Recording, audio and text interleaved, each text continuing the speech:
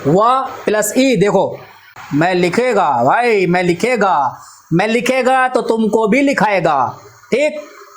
मैं लिखेगा तो तुमको भी लिखाएगा, ऐसे कि तुमको छोड़ेगा मैं भी लिखेगा, ठीक है। कुछ नहीं करना, बहुत सिंपल है, बेहद सिंपल है। बस तुम्हें याद रखना है कि किस तरह से क्या करना है, कौन सा नियम यहां लग रहा है, बस वही तुम्हें याद रखना है, ठीक है।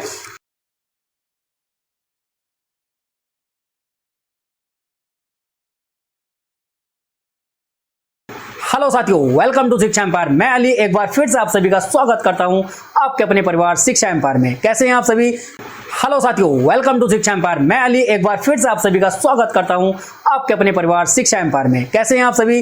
तो साथियों, व्यंजन संधि की आज हम दूसरी क्लास शुरू करने जा रहे हैं, जिसमें हम पहली क्लास हम पिछली क्लास में देख चुके हैं। उसमें हमने पहला नियम और दूसरा नियम, व्यंजन संधि का पहला और दूसरा नियम पढ़ चुके हैं। इसमें हम तीसरा और चौथा नियम देखेंगे।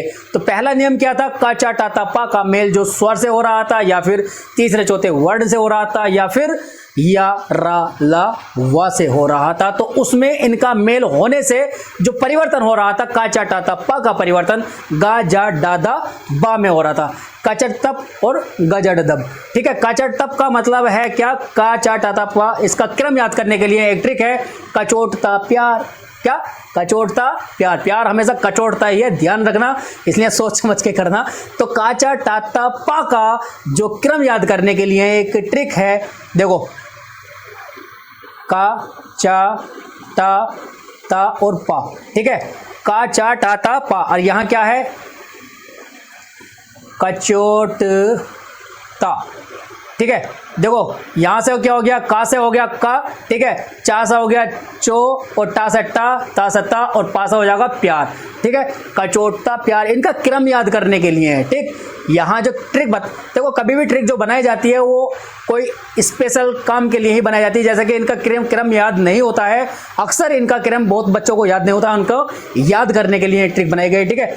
कचोटता प्यार, ठीक। इनका परिवर्तन कहाँ हो रहा था? गाजा, दादा, बा में, ठीक है। तो दूसरा नियम क्या था?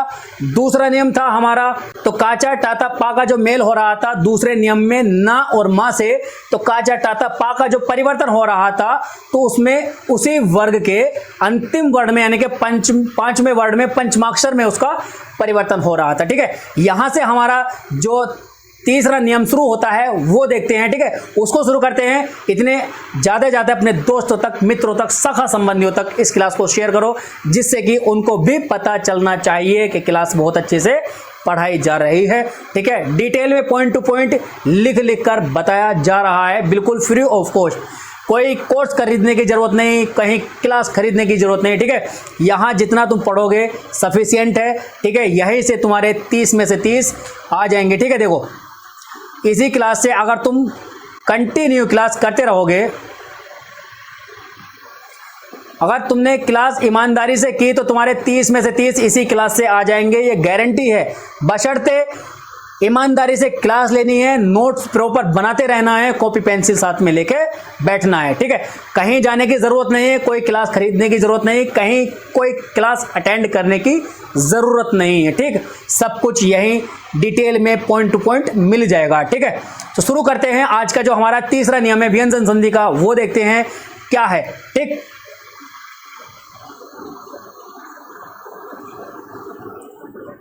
यहां से देखो तीसरा नियम हमारा, तीसरा नियम क्या कहता है? देखो, किसी भी स्वर का मेल छा से हो, ठीक है। कोई भी स्वर हो व्यंजन संधि के अंदर, ये मत सोचना कि व्यंजन संधि में सिर्फ व्यंजन का ही मेल होगा। व्यंजन संधि में व्यंजन का मेल या तो स्वर से होगा या फिर खुद व्यंजन से ही होगा, ठीक है। तो यहां वही कहा गया है, किसी भी स्वर का मेल छा से होने पर, तो छा से पहले चा जोड़ दिया जाता है, ठीक है। छा से पहले चा जोड़ दिया जाता है। वो कैसे? देखो, जो छा होता है ना, जैसे कि यहां देखो, यहां एक एग्जांपल है, एग्जांपल से बहुत अच्छे से समझ में आ जाएगा।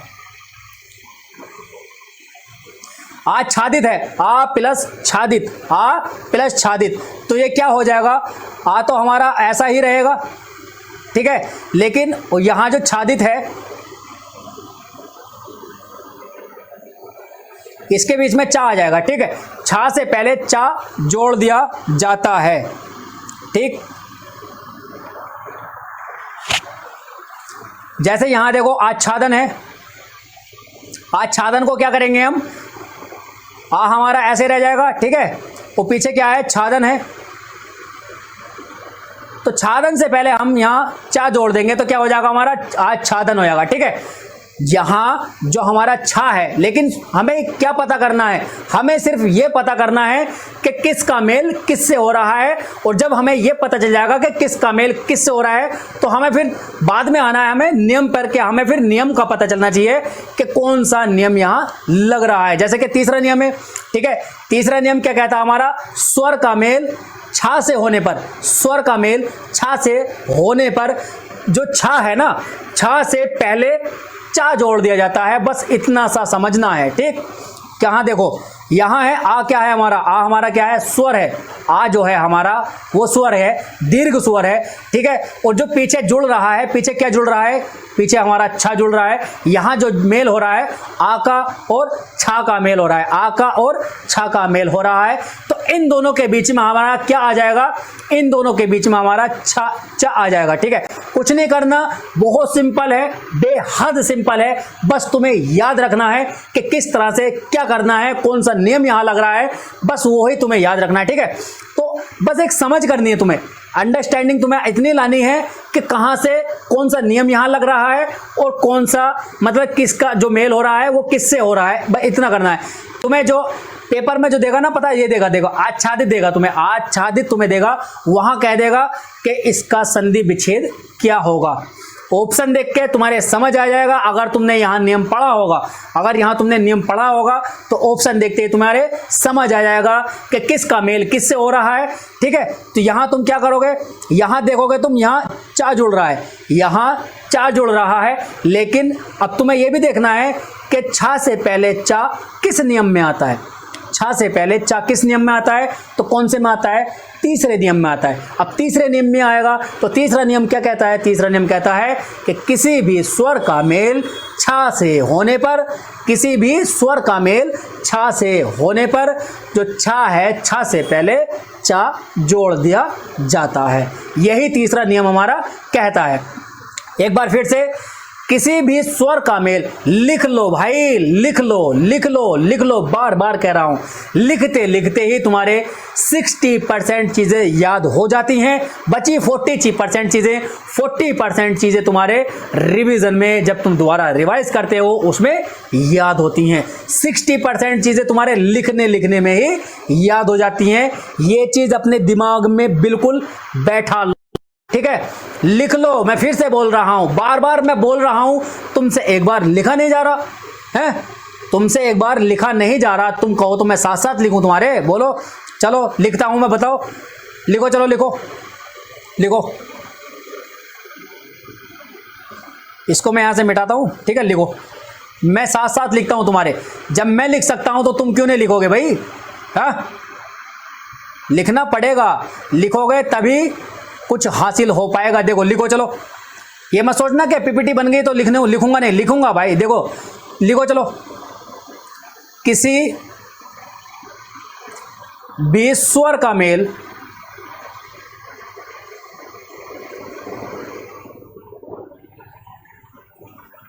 छा से होने पर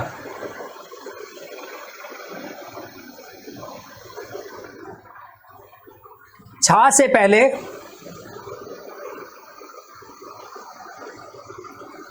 चा, आधा चा, हलंत लग गया ना इसमें, इसमें नीचे हलंत लग गया तो मतलब है इसका आधा है, ठीक है, अर्धवर्ण है ये, ठीक, आधा चा यानी कि चा जोड़ दिया जाता है, जोड़ दिया जाता है। लिखो, जल्दी लिखो, ठीक है, लिखा ना, मैंने भी लिखा, अब मैंने लिखा तो तुम्हें लिखना पड़ेगा, गारंटी जरूर लिखना पड़ेगा। मैंने कहा था कि 30 में से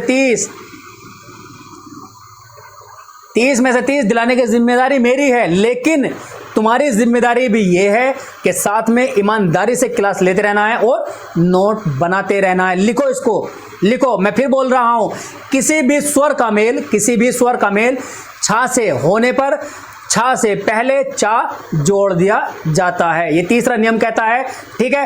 आ प्लस छादित, यहाँ इनमें कुछ नहीं करना, आ और छा के बीच में चा जोड़ देना है, आच्छादित हो जाएगा। ठीक है, और यहाँ क्या है, आच्छादन है। ठीक है, आ प्लस छादन, तो यहाँ हो जाएगा हमारा क्या, आच्छादन। ठीक, अब यहाँ क्या है, लक्ष्मी छाया है, यहाँ देखो लक्ष्मी मी, यहां तोड़ोगे इसको मी मां से अगर ई बाहर निकालोगे तो क्या मिलेगा, हमें क्या मिलेगा, बोलो, स्वर मिलेगा। क्या मिलेगा, स्वर मिलेगा, और स्वर का मेल छा से हो रहा है, तो क्या हो जाएगा यहाँ, लक्ष्मी छाया। ठीक है, क्या हो जाएगा, लक्ष्मी छाया। विच्छेद क्या हो जाएगा, वि धन छेद, तो क्या है यहाँ, वी को तोड़ोगे वा प्लस ई, देखो मैं लिखूंगा, मैं लिखेगा भाई, मैं लिखेगा तो तुमको भी लिखाएगा। ठीक, मैं लिखेगा तो तुमको भी लिखाएगा, ऐसे कि तुमको छोड़ेगा, मैं भी लिखेगा। ठीक है, मैं लिखेगा साथ साथ और तुमको भी लिखाएगा। लिखो, ऐसा नहीं है कि पीपीटी बन गई तो लिखा नहीं जाएगा भाई, लिखो।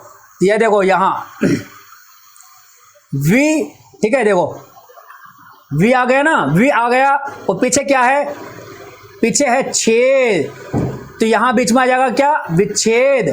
क्या हो जाएगा, विच्छेद। अब ये देखो यहां मत सोचना, ये मत सोचना कि वाह का मेल हो रहा है, हम वाह को वी को जब तोड़ेंगे ना तो वाह अलग हो जाएगा हमारा, पीछे हमारा ई आ जाएगा। ठीक, और फिर ई छोटा वाला है, ये वाला नहीं है। ठीक है, और पीछे क्या है, छेद, यहाँ छा और ई का मेल होगा। ई क्या है, हमारा स्वर है, तो स्वर का मेल छा से होगा, तो छा से पहले चा जोड़ दिया जाएगा। अब आगे क्या है, अनुच्छेद, क्या है, अनुच्छेद। अब अनुच्छेद हो जाएगा यहाँ। ठीक है, अनुधन छेद, तो क्या हो जाएगा, आधा चा आ जाएगा, यहाँ हो जाएगा अनुच्छेद। ठीक, तीसरा नियम हो गया है। चौथे नियम पे चलते हैं, साथ साथ लिखते रहो और क्लास को ज़्यादा से ज़्यादा अपने दोस्तों तक, मित्रों तक, सगा संबंधियों तक शेयर करते रहो, लाइक कमेंट करते रहो। ठीक है, आगे चलते हैं। देखो चौथा नियम है हमारा, जो हमारा चौथा नियम है, वो चौथे नियम में ना देखो कुछ नियम और अंदर आते हैं इसके अंदर। हमारे चौथे नियम के अंदर ही कुछ नियम और आते हैं, जैसे कि देखो एक नियम है चौथा, क्या है, युग्मक व्यंजन संबंधी नियम। अब युग्मक व्यंजन क्या होता है, मैंने वर्णमाला में पढ़ाया था ना, जब व्यंजन पढ़ा रहा था, कि युग्मक व्यंजन कौन से होते हैं, कि समान जाति के दो वर्ण या दो व्यंजन, समान जाति के दो व्यंजन जिनमें एक स्वर सहित, जिनमें एक स्वर रहित हो, दूसरा स्वर सहित हो। पहला वाला स्वर रहित होगा, दूसरा वाला स्वर सहित होगा, तो वहां होगा हमारा युग्मक व्यंजन। जैसे कि हम यहां लिखते हैं, देखो दिल्ली, यहां देखो, यहां लिखूंगा। ठीक है, दिल्ली। अब यहां जो आधा ला और ला ये आया ना, देखो यहां जो हलंत वाला ला आया है और पीछे जो पूरा ला आया है, ये हमारे युग्मक व्यंजन। इसको हम कैसे लिखते हैं, ला, इस तरह से। ठीक है, अब ये क्या है, जो हमारा हलंत वाला है वो है स्वर रहित। ठीक है, जिन व्यंजनों में स्वर नहीं होता है उसको हम स्वर रहित बोलते हैं। जिन व्यंजन के साथ में स्वर लगा होता है उसको स्वर सहित बोलते हैं, और जो स्वर रहित होता है उसको अर्धवर्ण बोलते हैं, और जो स्वर सहित होता है उसको पूर्ण वर्ण बोला जाता है। इन दोनों के मेल से जो शब्द बनता है उसको युग्मक व्यंजन बोलते हैं। समझ में आया, कंफ्यूजन तो नहीं है ना, बोलो कंफ्यूजन तो नहीं है, कंफ्यूजन तो नहीं है ना। मुझे पिछली क्लास में कमेंट मिला था कि सर समझ में नहीं आ रहा है। ठीक, तो समझ में नहीं आ रहा है, अब मेरा क्या काम है, तुमको समझाना बहुत अच्छे से, एक बार नहीं, दो बार नहीं, बहुत अच्छे से धीरे धीरे समझते हुए चलेंगे। जरूर नहीं है कि क्लास को भगाना है, भगाना नहीं है, तुम्हारे दिमाग में बिठाना है। ठीक, तुम्हारे दिमाग में बिठाना है एक एक चीज को। अब यहां क्या है, समान जाति के। अब समान जाति के देखो ला और ला दोनों क्या है, समान जाति के हैं, लेकिन अंतर क्या है, एक स्वर रहित है, दूसरा स्वर सहित है। अब दोनों के मेल से जो बनेगा वो युग्मक व्यंजन बोलते हैं उसको। अब युग्मक व्यंजन से संबंधित जो नियम है वो देखते हैं, वो क्या क्या है। जैसे कि पहला नियम है हमारा ता का मेल। ये देखो यहाँ क्या है, हलंत लगा लेना इसमें, यहाँ ता है, ता का मेल ला से होने पर ता का परिवर्तन ला में हो जाएगा और युग्मक व्यंजन बन जाएगा। जैसे कि यहाँ क्या है, तत् प्लस लीन, ठीक है, तत् प्लस लीन है। अब ये जो ता है, ये वाला और ये वाला, ये जो ता है इसका मेल किससे हो रहा है, इस वाले ला से, ठीक है। अब इन दोनों का जो मिलेगा, ये वाला जो ये है, ये आधा ला में आ जाएगा, ये यहाँ आ जाएगा, आधा ला बन जाएगा इसका। तो यहाँ क्या हो जाएगा, यहाँ हो जाएगा तल्लीन, तल्लीन, ठीक है। तो ये हो जाएगा तल्लीन, तत् प्लस लीन तल्लीन। तत्लीन मत कर देना इसको, तत्लीन मत कर देना, ये है तल्लीन। क्या है, तल्लीन है ये, ठीक है, याद रहेगा तल्लीन है, यहाँ तत्लीन मत कर देना, ठीक। दूसरा नियम देखें, दूसरा नियम है हमारा ता प्लस चा, यानी कि अर्धता, आधा ता का मेल चा से हो जाएगा तो हमारा जो ता है वो आधे चा में बदल जाएगा और पीछे वाला चा वैसे का वैसा ही रहेगा। जैसे कि उत प्लस चारण, जैसे कि उत प्लस चारण, तो क्या हो जाएगा यहाँ हमारा, ये हो जाएगा हमारा उत प्लस चारण। तो ये कहाँ जाएगा, ये आधे चा में जाएगा, पीछे पूरा चा है ही, तो यहाँ क्या होगा, यहाँ आधा चा और पीछे चारण, तो ये क्या हो जाएगा उच्चारण। उच्चारण जो बनता है हमारा उत प्लस चारण से बनता है, उत्ताचरण मत कर देना, ठीक है, उत्चारण मत कर देना, उच्चारण नहीं उच्चारण होता है। जब उच्चारण का संधि विच्छेद तुम करोगे, तुम्हें पता होना चाहिए कि यहाँ क्या है। देखो नियम याद होना बहुत जरूरी है, यहाँ तुम्हें दिख जाना चाहिए कि यहाँ क्या है, युग्मक व्यंजन है। अब युग्मक व्यंजन क्या होते हैं वो तुम्हें पता होना चाहिए।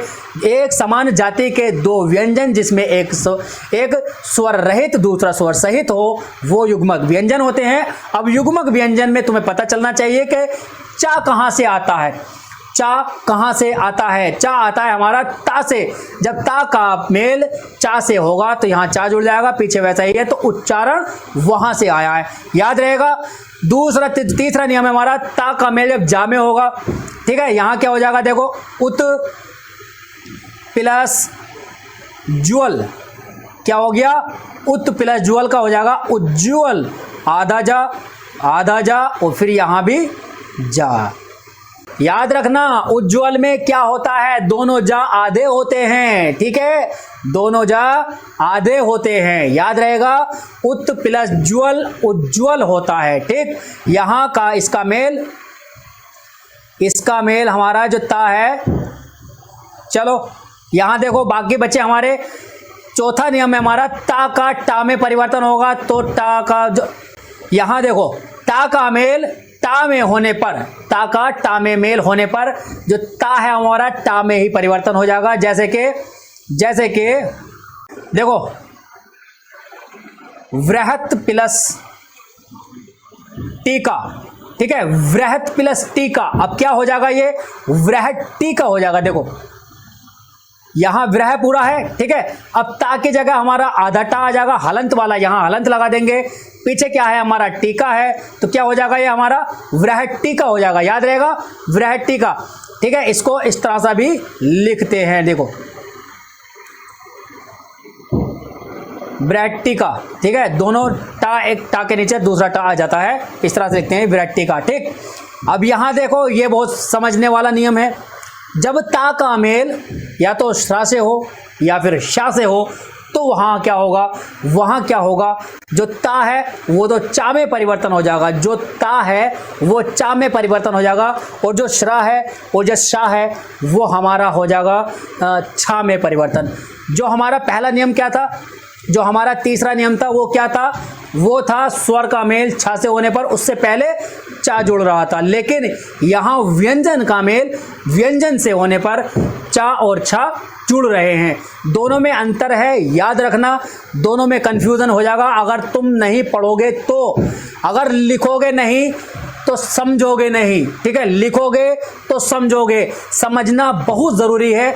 जो हमारा तीसरा नियम था उसमें क्या था, तुम्हारे याद होना चाहिए कि स्वर का मेल छा से होने पर छा से पहले चा जुड़ रहा था, ठीक है, लेकिन यहाँ क्या है, यहाँ ता का मेल है जो कि एक व्यंजन है, ता का मेल है जो कि एक व्यंजन है, और व्यंजन का मेल जब स्व उससे व्यंजन का मेल जब व्यंजन से हो रहा है, यानी कि श्रा से हो रहा है या फिर सा से हो रहा है, तो ता का परिवर्तन जो होगा वो चा में हो जाएगा, आधा चा, और जो शा है जो श्रा है उनका परिवर्तन छा में होगा। अब वो कैसे होगा वो देखते हैं, ठीक है। ध्यान से देखो जरा, यहां देखो,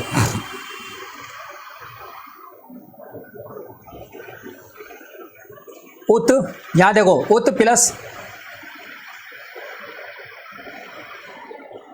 श्रृंखला, उत प्लस श्रृंखला।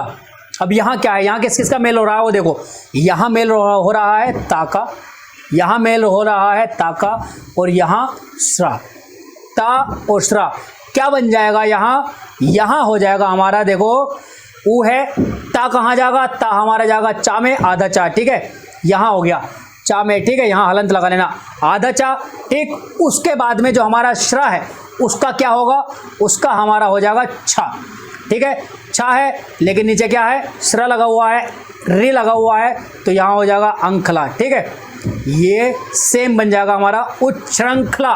उच्छृंखला बहुत इंपॉर्टेंट एग्जाम्पल है, ज़्यादा से ज़्यादा पूछा जाता है क्योंकि इसमें कंफ्यूजन होता है। कंफ्यूजन क्या है, कंफ्यूजन वही है जो मैंने बताया था, तीसरा नियम और चौथे का चौथा नियम, तीसरा नियम चौथे का चौथा नियम, ये कंफ्यूज करने वाले हैं, दोनों में चा और छा है, लेकिन तुम क्या सोचोगे, तुम सोचोगे तीसरा नियम है, लेकिन नहीं, तीसरा नियम नहीं है, यहाँ है व्यंजन का मेल व्यंजन से हो रहा है, जिसमें ता का मेल शा से और श्रा से हो रहा है, लेकिन वहां क्या हो रहा था, वहां था स्वर का मेल छा से हो रहा था, ठीक है, यहां अंतर हो गया ना।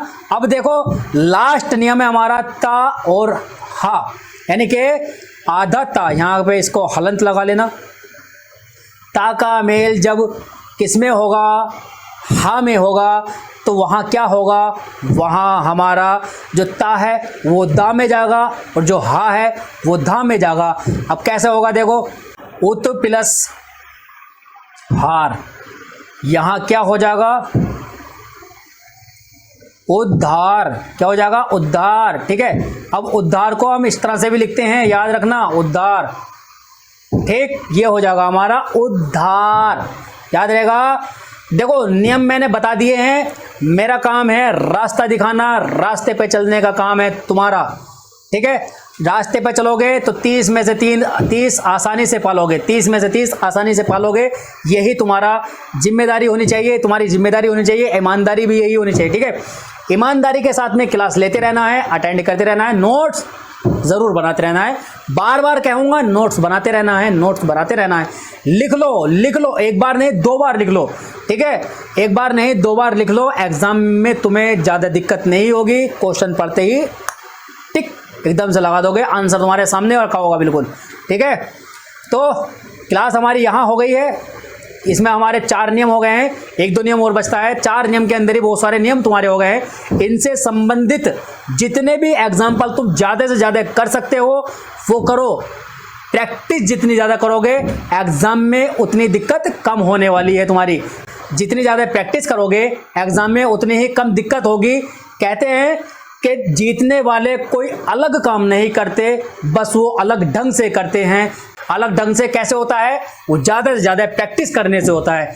जितनी ज़्यादा तुम प्रैक्टिस करोगे, देखो 10 लाख 8 लाख 6 लाख बच्चे पेपर देते हैं, ठीक है, उसमें से तुम अलग कैसे निकलोगे वो चीज़ देखनी है। जिसमें से कि 3-4 लाख बच्चे ऐसे होते हैं कि फॉर्म भर देते हैं, बस काम हो गया। बाकी जो बच्चे हैं उनसे तुम्हें कैसे जीतना है, ज़्यादा से ज़्यादा प्रैक्टिस करके, क्योंकि क्वेश्चन तुम भी करोगे, क्वेश्चन वो भी करेगा। बस अंतर इतना है कि तुम 1 मिनट में कितना कर रहे हो, वो 1 मिनट में कितना कर रहा है, यहाँ तुम्हें देखना है। 1 मिनट में तुम उससे ज़्यादा कहाँ करोगे, जब प्रैक्टिस ज़्यादा करोगे, बस प्रैक्टिस पे ज़्यादा ध्यान देना है, ठीक है। बस मिलते हैं अगले सेशन में, लाइक शेयर सब्सक्राइब करते रहना। क्लास कैसी लगी कमेंट करके जरूर बताना। मिलते हैं अगले सेशन में, तब तक के लिए हंसते रहें, मुस्कुराते रहें, अपनों और अपनों का बहुत सारा ख्याल रखें। धन्यवाद, टेक केयर, बाय, जय हिंद।